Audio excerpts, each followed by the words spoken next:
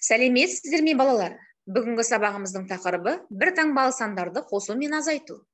Сабақтың мақсаты бір таңбалы сандарды қосу мен азайтуды үйрену. Бір таңбалы сандарды қосу азайту үшін пойыз ойынын ойнаймыз.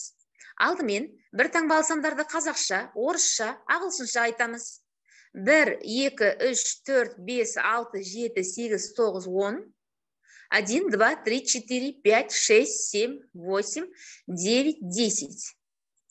1, 2, 3, 4, 5, 6, 7, 8, 9, 10. Қане тағы да бір рет қайталайық балалар.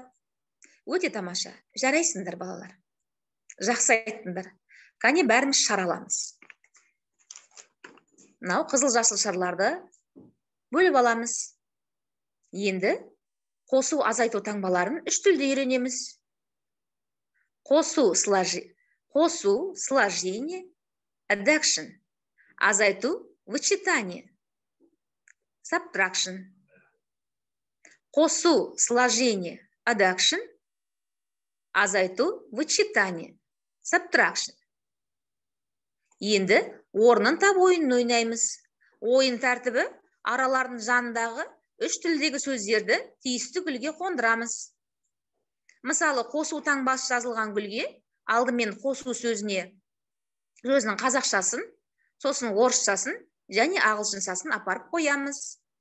Азайту таңбасы жазылған гүлге алдымен азайту сөзінің қазақшасын, сосын орысшасын және ағылшыншасын апарып қоямыз.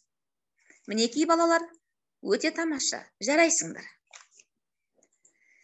Сонымен балалар, осы ойынға қатысқан балаларды мен мынандай әдемі гүлдермен бағалаймын. Бәріңде жақсы қатыстыңдар. Сіздерге үлкен рахмет. Сіздер өте жақсы сабаққа атсалыстыңыздар. Сау болыңыздар.